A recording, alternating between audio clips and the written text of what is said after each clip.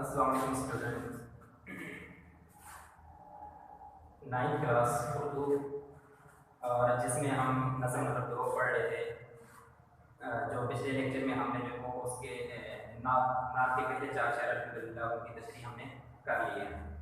तो आज हमने वहीं से कंटिन्यू करना है, यानी कि नात का शेर नंबर जो 5 है उसकी तशरीह करनी है। 5, 6, 7 टोटल 7 शेर हैं, तो 4 की तशरीह हमने कर ली है। वहीं से आगे हम कंटिन्यू करते हैं, बाकी 3 और 4 की तशरीह करते हैं। तो 5वां जो शेर है, जो कि आज का जो हमारा पहला शेर है और ओवरऑल 5वां शेर बन रहा है, उसमें शायद फरमाए कि तेरी राह में खाक हो जाऊँ मर कर, यही मुझको यही मेरी हरमत यही आबरू है। तो शेर पहले मैं आपके सामने लिख लेता हूँ, फिर देखते हैं इसमें कोई मुश्किल अल्फाज है उसको भी निकालते हैं।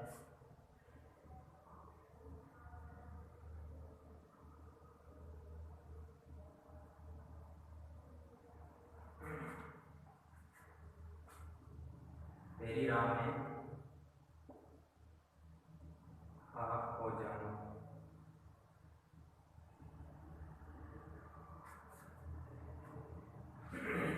मर कर,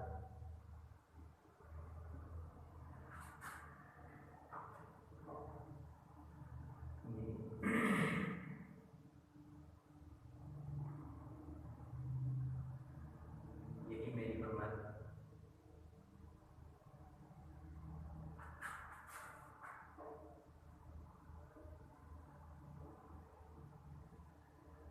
यही आबरू है।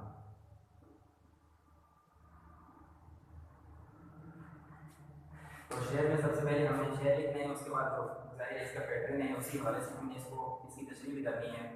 तो शेर में इसमें के बाद हवाला शेर हमने लिखना है। हवाला शेर, और हवाला शेर में हमने इसकी हवाला देने हैं कि ये किस नस्ल में से है, नात में से, हमद में से। ऊपर जो कि हमने लिख लिया है कि ये नात में से है, फिर इनके शायर का नाम लिखना है सबसे पहले। नज़्म का उन्वान, तो यहाँ पर याद रखें आपने नज़्म का उन्वान लिखना है, नज़्म का नाम नहीं लिखना है। इसका उन्वान क्या है? नात। अब हमें पता चल गया कि ये नात का शेर दिया गया है। अब दूसरे नंबर पर हमने लिखी जो चीज़ वो है शायर का नाम।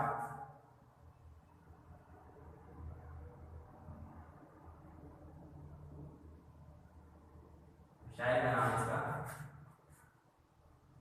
अमीर मेनन। फिर इसके बाद हमने इस शेर का मुख्तसर सा मफ़हूम लिखना है और फिर उसके बाद हमने तशरीह करनी है। मफ़हूम,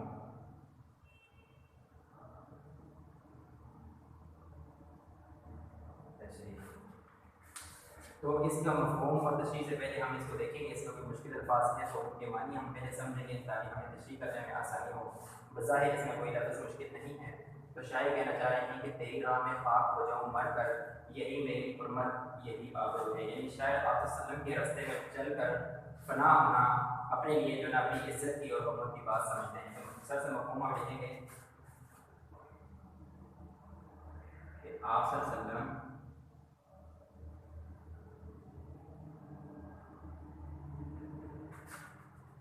के रास्ते पर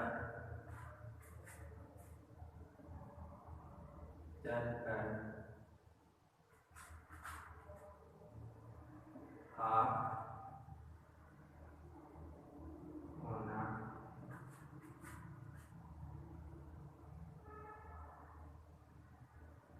मेरी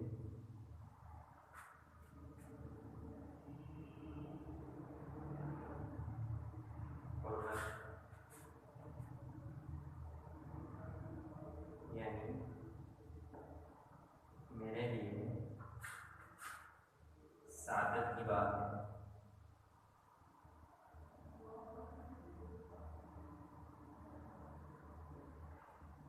ये बताइए आगे इसका मुख्तसर सा मफ़हूम।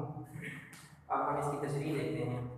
तो शायर का नाम आपके सामने आ गया अमीर मेनई, और अमीर मेनई नात के इस शेर में नबी पाक सल्लल्लाहु अलैहि वसल्लम की तारीफ इन अल्फाजों से कर रहे हैं कि वो कह रहे हैं कि नबी पाक सल्लल्लाहु अलैहि वसल्लम से जो इश्क और मोहब्बत है वो हमारे ईमान का जो है बुनियादी तकाज़ा है। और यही ज़ाहिर है नबी वसल्लम से मोहब्बत है तो तभी हमारा दीन भी है, तभी हमारा मुसलमान भी है, सब कुछ है। अगर नबी वसल्लम की मोहब्बत हमारे दिल में नहीं है तो समझे हमारे पल्ले कुछ नहीं है। तो इसी चीज़ को मद्देनजर रखते हुए और दूसरा ये कि नबी वसल्लम ने फरमाया कि तुम में से हर शख्स का ईमान उस वक्त तक कामिल नहीं हो सकता जब तक मैं उसको उसकी जान से भी ज़्यादा अजीज़ ना हो जाऊँ, यानी उसके नज़दीक मेरी मोहब्बत उसकी अपनी जान से भी ज़्यादा जब तक नहीं होगी तब तक उसका ईमान कामिल नहीं है। तो यानी कि हमारे कामिल ईमान की ये शर्त भी है कि हमारे दिल में हमारी अपनी इज्जत, अपनी जो जान की मोहब्बत है, बाकी बातें वगैरह तो बात की बातें, उनसे भी ज़्यादा जब तक नबी पाक सल्लल्लाहु अलैहि वसल्लम की मोहब्बत हमारे दिल में नहीं होगी तब तक हमारा ईमान कामिल नहीं हो सकता। और यही बात है कि उसी बात को शायद यहाँ पर लिख रहे हैं कि तेरी राह में खाक हो जाऊँ मर कर, यानी आप सल्लल्लाहु अलैहि वसल्लम ही के रास्ते में चल कर मैं खाक हो जाऊँ, यानी मैं चला जाऊँ ऐसे ही आप वसल्लम के रास्ते पर चलते चलते ही मैं अपने आप को अल्लाह के सुपुर्द कर दूँ। तो ये मेरे लिए सादत की बात है, ये मेरे लिए फ़ख्र की बात है, इसी में मैं अपनी इज्जत, अपनी हुर्मत तसव्वुर करता हूँ। दूसरी बात है कि कुरान पाक में भी अल्लाह ताला ने फरमाया है कि अन्नबिय्यु औला बिल मुमिनीन मिन अनफुसिहिम, कि मोमिनों के लिए उनके नबी जो हैं वो उनकी अपनी जान से भी ज़्यादा अजीज़ हैं, यानी आप सल्लल्लाहु अलैहि वसल्लम का हक़ उनकी अपनी जान से भी ज़्यादा है। तो शायद ये इस शेर से हम समझ सकते हैं कि शायद वही बात जो नबी पाक सल्लल्लाहु अलैहि वसल्लम ने और अल्लाह ताला ने कुरान पाक में बयान करवाई है उसी को बजा लाने की कोशिश कर रहे हैं और अपनी मोहब्बत को इन अंदाज में, इस अंदाज में बयान कर रहे हैं कि वो कह रहे हैं कि जिंदा रहना तो दूर की बात है, वो लोग होंगे जो दुनिया में अपनी जो ना ऐश इशरत की ज़िंदगी जीना पसंद करते होंगे। शायद कह रहे हैं कि मेरे लिए फ़ख्र की बात यह है कि मैं आप सल्लल्लाहु अलैहि वसल्लम के रास्ते पर चलते ही अपनी जान अल्लाह के सुपुर्द कर दूँ, तो ये मेरे लिए सादत की बात है, ये मेरे लिए फ़ख्र की बात है और इसी को मैं अपने लिए, इसी में अपने लिए कामयाबी समझता हूँ। तो ये दरअसल मोहब्बत की बात होती है कि जो जिस कदर मोहब्बत करता है वो उससे उस कदर ही इश्क और यानी सब कुछ अपना उसमें निशावर करने की कोशिश करता है। तो इसी ने हमने तशरीह की हेडिंग दी है, तशरीह जो वैसे लिखी है वैसे मैंने करवाई है, लेकिन आपको मैंने कहा था कि इस तशरीह के बीच में कम से कम एक शेर आपने जो हवाला शेर के नाम उससे आपने लिखने हैं, तो शेर और हवाला शेर भी मैं लिख लेता हूँ, बाकी पैटर्न आपने यही फॉलो करना है। तशरीह आपने यहाँ लिख के नीचे शेर में यहाँ पे लिख लेते हो जो हवाला शेर के नाम से है। यानी तशरीह के बीच में जो पहले आपको मैंने यहाँ क्लास में भी आप आगे क्लास लेते थे तो मैंने आपको तशरीह करवाई है, उसमें भी जैसे मैं बोर्ड पर ही एक शेर लिखवाता था तो उसी तरह तशरीह पहले मैं लिखवाता था, लेकिन अब चूँकि टाइम जो हमारा पीरियड है उसका कम है, 20 मिनट है, तो 20 मिनट में हम तशरीह अगर करने लगे हैं तो मुश्किल से हमारा एक शेर होगा, इसलिए पैटर्न पूरा मैं इंशाल्लाह लिखूंगा, तशरीह में वैसे बोल भी आपको करवाऊंगा और बाकी हवाला शेर या बाकी जो भी चीज़ें उसमें आएंगी वो इंशाल्लाह में ये मुश्किल अल्फाज इसमें कोई है नहीं, अगर होता है तो मैं साथ इंशाल्लाह आपको करवाऊंगा। तो ये तशरीह आपने कर लिया है, मिसाल के तौर पर आपकी तशरीह खत्म हो रही है यहाँ पर, तो आपने उसके बाद जो इसी की तशरीह के बीच में शेर लिखने हैं वो आपने यहाँ पे लिखने हैं।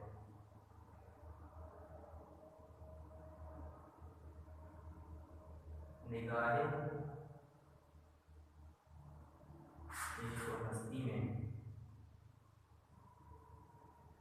वही अमल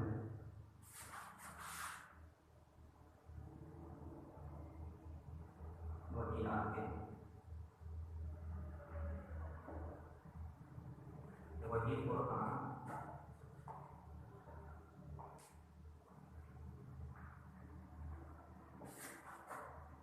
वही कुर्बान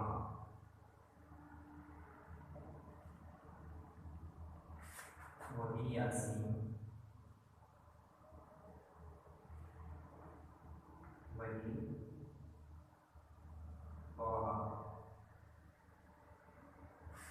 निगाह इश्क मस्ती में वही अव्वल वही आखिर वही कुरान वही फुरकान वही यासीन वही तौहा।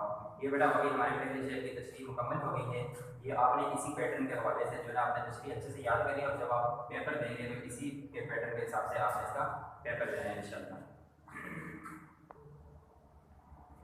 जी बेटा, तो ये हो गया हमारा 5वां शेर नात का। इसके बाद हमारे पास 6ठा शेर है, यहाँ है ज़हूर और वहाँ नूर तेरा, मकाम में भी तू और ला मकाम में भी तू है। तो इस शेर में एक दो अल्फाज हैं जिनकी मानी भी लिखी होंगी साथ में, बाकी चीज़ें मिटाने का चूँकि फ़ायदा नहीं है, मफ़हूम मिटा देता हूँ, मफ़हूम ज़ाहिर शेर के अकॉर्डिंग भी होगा। और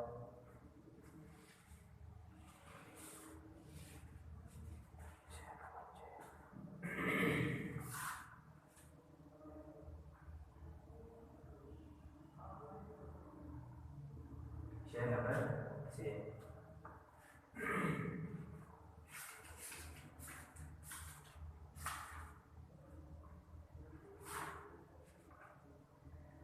शायर फरमाने की यहाँ है ज़हूर और वहाँ नूर तेरा।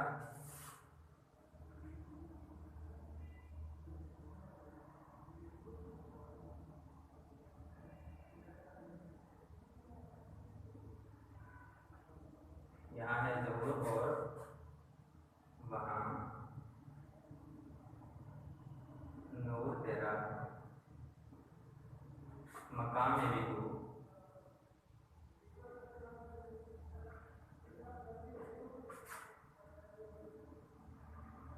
ला मकाम में भी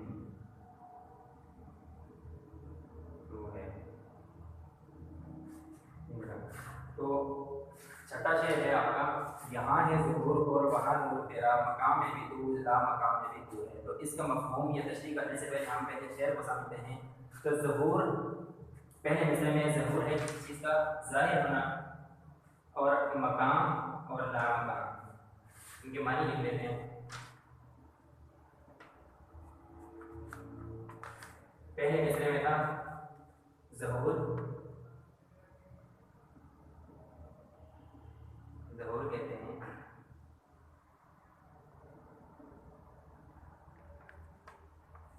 ज़ाहिर होना। दूसरे मिसरे में है मकाम, पहला लफ्ज़ मकाम। तो मकाम का मुराद, यहाँ मकाम से यहाँ पे मुराद है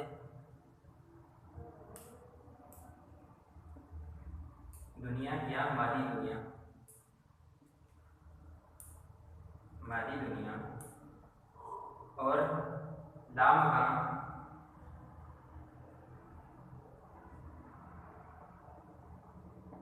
गैर मादी दुनिया। अब इसकी हम तशरीह करते हैं। तशरीह अब शुरू करते हैं मफ़हूम। तो शायर कह रहे हैं, अच्छा शेर में एक लफ्ज़ यहाँ पे रह गया था, ला मकाम में भी तू है। मफ़हूम कि हमने इसमें लफ्ज़ समझ लिया कि मकान से मुराद मादी दुनिया और ला मकान से मुराद गैर मादी दुनिया। तो शायर कह रहे हैं पहले मफ़हूम को सर से लिखते हैं कि हमारे लिए तशरीह करना आसान हो जाएगी। कि आप सल्लम का ज़हूर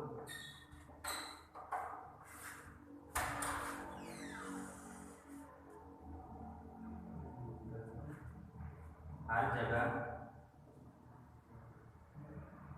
है, चाहे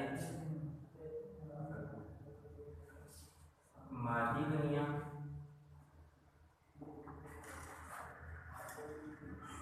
यानी जिसका हमें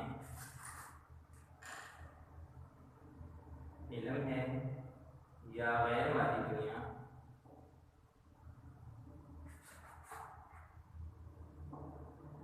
जिससे हम नावाकिफ हैं, जिसका हमें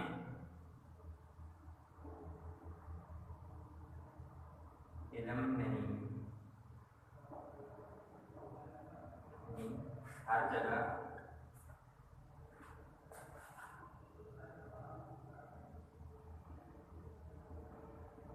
आप सल्लम का नूर मौजूद है। अब पहले हम तशरीह,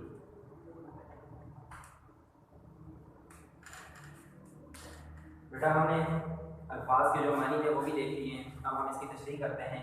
हवाला शेर इसको भी वही नज़म, नज़म का अनवानात और शायर का नाम अमीर में नहीं। मफ़हूम इसका ये है कि इस शेर में शायर कह रहे हैं कि आप सल्लम का ज़हूर यानी आप सल्लम इस दुनिया में भी आए अपनी ज़ाती हालत में, यानी अपने जिस्म मुबारक के साथ, और वो दुनिया के जो हमारे इल्म में नहीं है, यानी कि वो अर्श मुअल्ला है। या ज़ाहिर है कि दुनिया तो एक छोटी सी है, इसके अलावा कौन कौन से जहान हैं, कौन कौन सी दुनिया में अल्लाह ताला और ऐसी जगह हैं जो अल्लाह ने बनाई हैं जिनका इल्म सिर्फ और सिर्फ अल्लाह ताला की ज़ात को ही है। तो वहाँ पर भी आप सल्लम का नूर मौजूद है। क्योंकि अल्लाह ताला ने नबी पाक सल्लल्लाहु अलैहि वसल्लम को दुनिया में भेजा तो आपके भेजने के सदक़े ही पूरी दुनिया को तख्लीक किया, यानी पूरी दुनिया को पैदा करवाया। यानी आप सल्लल्लाहु अलैहि वसल्लम को अल्लाह ताला ने दुनिया में नहीं भेजना होता तो अल्लाह ताला ने दुनिया को ही नहीं बनाना था। इसलिए ये एक बुनियादी चीज़ है और ये शर्त है कि हर जगह पर अल्लाह ताला ने आप सल्लल्लाहु अलैहि वसल्लम का नूर पैदा कर दिया हुआ है। तो शायद भी इसमें यही पैगाम हमें दे रहे हैं कि आप सल्लल्लाहु अलैहि वसल्लम का ज़हूर यहाँ पर है जहाँ का हमें पता है, लेकिन वो जगह जिनका हमें नहीं पता, हमारे इल्म से बाहर है, उन जगह में भी आप सल्लल्लाहु अलैहि वसल्लम का नूर मौजूद है। तो बेटा इसमें शायद अपनी मोहब्बत के साथ साथ आप सल्लल्लाहु अलैहि वसल्लम की जो यानी आप सल्लल्लाहु अलैहि वसल्लम के मोजज़ात ही हैं कि ये बयान कर रहे हैं कि आप सल्लल्लाहु अलैहि वसल्लम की ज़ात का नूर हर जगह पर मौजूद है। तो इस चीज़ का इसमें मुश्किल अल्फाज जो थे वो आपने ज़हन में रखने जिससे आपको तशरीह करना आसान हो जाएगी, वरना आप मकान से मुराद वैसे जगह होते हैं तो आप सिर्फ वही लेंगे तो फिर आपके लिए मुश्किल हो जाएगा। तो जब हमें समझ लग गई इसमें कि इसमें शायर क्या कह रहे हैं, मुश्किल अल्फाज की भी समझ लग गई, तो अब हमने तशरीह इसी तरह करनी है कि आप सल्लल्लाहु अलैहि वसल्लम को अल्लाह ताला ने इस दुनिया में भेजा, यहाँ तो आप सल्लल्लाहु अलैहि वसल्लम है ही, लेकिन वो जगह भी कि जहाँ पर आप सल्लल्लाहु अलैहि वसल्लम का हम यानी जिस जगह का हमें इल्म नहीं है वहाँ भी आप सल्लल्लाहु अलैहि वसल्लम की ज़ात का नूर मौजूद है। तो इसी में एक तशरीह के बाद फिर उसी तरह हस्ब मामूल यानी पहले शेर में भी तशरीह करवाने के बाद एक मैंने हवाला शेर लिखा था, तो इसमें भी आप हवाला शेर यहाँ से नोट कर लीजिएगा और तशरीह आपने इसी के मुताबिक कर लीजिएगा। तो इसमें हवाला शेर हम इसी तशरीह के मुताबिक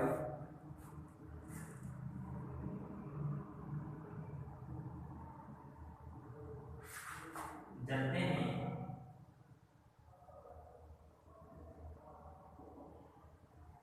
जिब्रील अमीन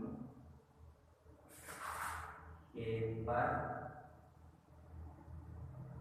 जिस मुकाम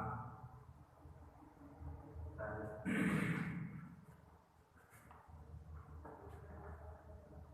उसकी अकीदों के शनासा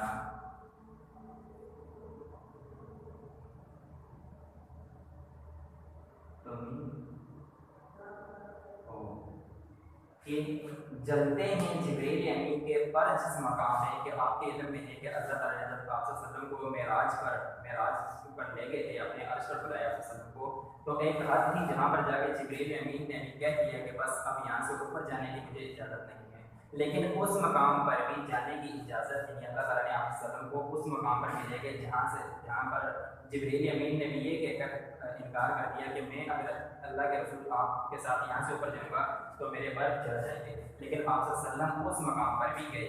तो यही बात है कि शायद है कि यहाँ है ज़रूर और वहाँ नूर तेरा, मकाम में भी तू ला मकाम में भी तू है, यानी कि उन मकामों पे वो जगह वो मकामात जो हमारे इल्म के अहाते से बाहर है, लेकिन अल्लाह ताला ने आपको इस कदर जो है ना वो असमत दी है कि आपका नूर जहाँ जहाँ अल्लाह ताला की रहमत रब्बुल आलमीन है वहाँ पर आप सल्लल्लाहु अलैहि वसल्लम की रहमत मौजूद है, वहाँ पर आप सल्लल्लाहु अलैहि वसल्लम का नूर मौजूद है। तो यही शायद इस बात में हमें पैगाम दे रहे हैं कि आप सल्लल्लाहु अलैहि वसल्लम का नूर ज़रूर यहाँ पर भी है और वो जगह जहाँ पर आप सल्लल्लाहु अलैहि वसल्लम जो हमारे इल्म से बाहर है वहाँ भी आप सल्लल्लाहु अलैहि वसल्लम का नूर मौजूद है। बेटा ये होगी हमारे दो शेर। आगे हमारा आखिरी शेर जो आपकी नज़र के हवाले से आखिरी शेर बन रहे नाथ के हवाले से 7वां शेर, लेकिन आज के हमारे लेक्चर के हिसाब से ये लास्ट शेर है, तो इस शेर को भी हम देखते हैं।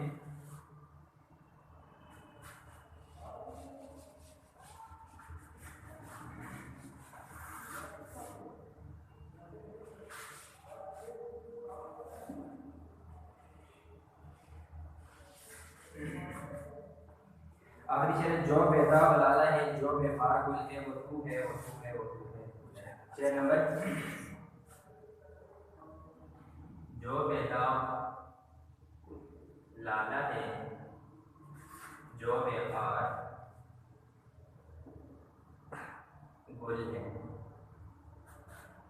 वो तू है वो तू है वो तू है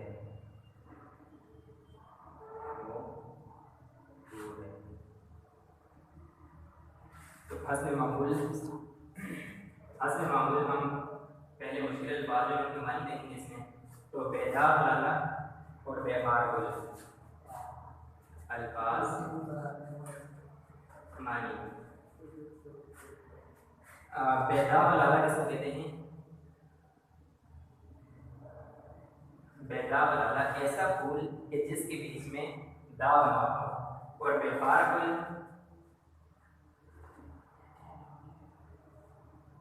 अच्छा बेदा वाला ऐसा फूल जिसमें दाव ना हो, बेकार फूल यानी ऐसा फूल या कांटों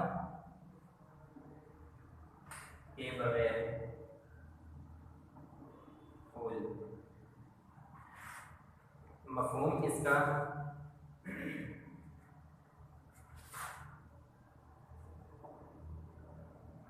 कि आप सल्लल्लाहु की ज़ात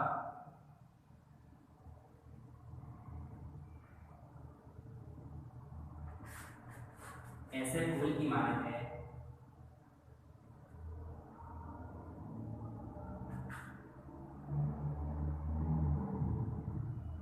जिसमें दाव नहीं, और ऐसे फूल की मानत है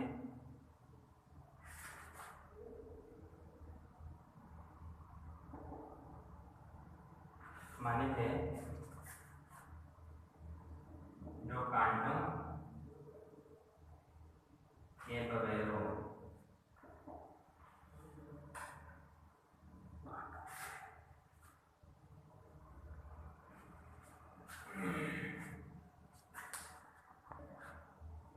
जी बेटा, तो आखिरी शेर आपकी नज़म का जो बेदा वाला और जो बेखार वो वतू है यानी आप सल्लम की ज़ात के बारे में शायर फरमा रहे हैं कि आप सल्लम की ज़ात बेदा वाला यानी आप सल्लम की ज़ात जिस तरह फूल होते हैं लाला का फूल सबसे खूबसूरत होता है लेकिन उसमें भी दाग होता है।